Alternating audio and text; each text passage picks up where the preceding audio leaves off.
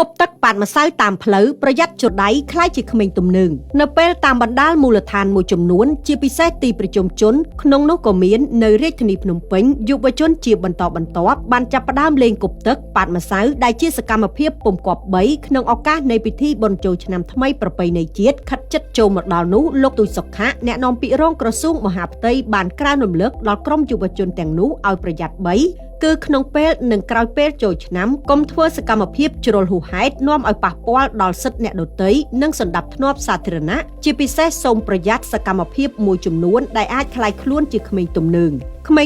ដែលនឹងត្រូវបានចាប់បញ្ជូនខ្លួនទៅតុលាការផ្ដន្ទាទោសនិងប្រឈមទៅនឹងការជាប់ពន្ធនាគារលោកទូចសុខៈបានផ្ញើសារក្រើនរំលឹកទៅដល់ក្រុមយុវជនទាំងនោះឲ្យប្រយ័ត្ន3យ៉ាងរួមមានប្រយ័ត្នទី1ប្រយ័ត្នមិនបានចូលឆ្នាំប្រយ័ត្នទី2ប្រយ័ត្នចូលឆ្នាំមិនចប់និងប្រយ័ត្នទី3ប្រយ័ត្នចូលឆ្នាំហើយចូលការិយាល័យនគរបាលព្រហ្មទណ្ឌលោកបន្តថាប្រយ័ត្នទី1ប្រយ័ត្នមិនបានចូលឆ្នាំយុវជនឬយុវវ័យសូមកុំប្រព្រឹត្តអំពើល្មើសឬបទល្មើសឬបង្ករឿងដែលចូលទៅក្នុងរឿងព្រហ្មទណ្ឌដូចជាករណីបង្កហិង្សាការបំផ្លាញទ្រព្យសម្បត្តិការលួចឆក់ប្លន់សេពគ្រឿងញៀនជួញដូរគ្រឿងញៀនការដាក់អាវុធឬឧបករណ៍ដែលនាំឲ្យគ្រោះថ្នាក់សកម្មភាពទាំងនេះហើយដែលនគរបាលព្រហ្មទណ្ឌនឹងចាត់ការតាមផ្លូវច្បាប់លោកបន្ថែមថាជាទូទៅបុណ្យចូលឆ្នាំមានរយៈពេល3ថ្ងៃក៏ប៉ុន្តែនៅតាមតំបន់និគមដទៃទៀតអាចអូសបន្លាយរហូតដល់ទៅ5ថ្ងៃដូចនេះប្រយ័ត្នទី2នេះគឺប្រយ័ត្នចូលឆ្នាំមិនចប់មានន័យថាពេលចូលឆ្នាំបងប្អូនយុវវ័យយុវជនទាំងអស់កុំប្រព្រឹត្តបទល្មើសកុំបើកបរប្រណាំងប្រជែង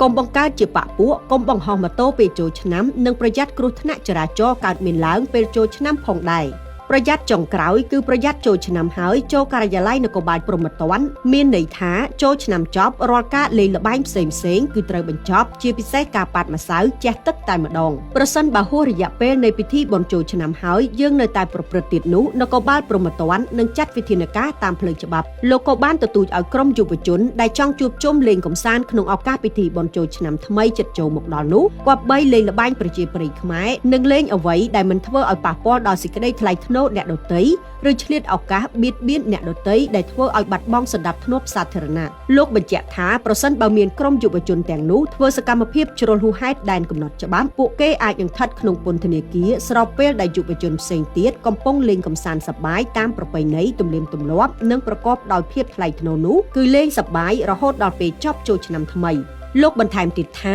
អាជ្ញាធរមានសមត្ថកិច្ចនឹងចាត់វិធានការចំពោះប្អូនយុវជនឬបុគ្គលណាដែលប្រព្រឹត្តខុសនឹងច្បាប់ក្នុងនោះសមត្ថកិច្ចក្នុងក្របខ័ណ្ឌក្រសួងមហាផ្ទៃបានរៀបចំនៅផែនការរួចជាស្រេចតាំងពីថ្នាក់អគ្គស្នងការដ្ឋាននគរបាលជាតិស្នងការដ្ឋាននគរបាលរាជធានីខេត្តអធិការដ្ឋានក្រុងស្រុកខណ្ឌប៉ុស្តិ៍នគរបាលរដ្ឋបាលឃុំសង្កាត់បូករួមនឹងកម្លាំងថ្នាក់ជាតិបន្ថែមទៀតដើម្បីរក្សាសន្តិសុខសណ្ដាប់ធ្នាប់សាធារណៈរៀបចំលំហូរចរាចរណ៍ផ្សេងនិងដើម្បីអន្តរាគមន៍បង្ការជាបន្ទាន់ក្នុងករណីបុគ្គលណាល្មើសនឹងច្បាប់ដែលធ្វើឲ្យប៉ះពាល់ពិធីបុណ្យជាតិនិងសន្តិសុខជាតិលោកក៏បានអំពាវនាវជាថ្មីម្ដងទៀតឲ្យយុវជនទាំងអស់បើកបរឲ្យបានត្រឹមត្រូវកុំវ៉ាជែងកុំបង្ហោះមានកញ្ចក់ពាក់មួកសុវត្ថិភាពគោរពច្បាប់ចរាចរណ៍សិក្សាស្វែងយល់អំពីច្បាប់ចរាចរណ៍និងបើមានជួបជុំលេងកម្សាន្តនៅតាមបណ្ដាគ្រឹះស្ថានរដ្ឋនិងឯកជនសូមលេងឲ្យស្ថិតក្នុងស្ថានភាពដែលអាចទទួលយកបាននិងប្រកាន់ភ្ជាប់នៅក្រមសីលធម៌សុជីវធម៌និងការយោគយល់អធ្យាស្រ័យឲ្យគ្នាទៅវិញទៅមកនៃឱកាសពិធីបុណ្យចូលឆ្នាំថ្មីប្រពៃណីជាតិនៃឱកាសពិធីបុណ្យចូលឆ្នាំថ្មីខិតជិតមកដល់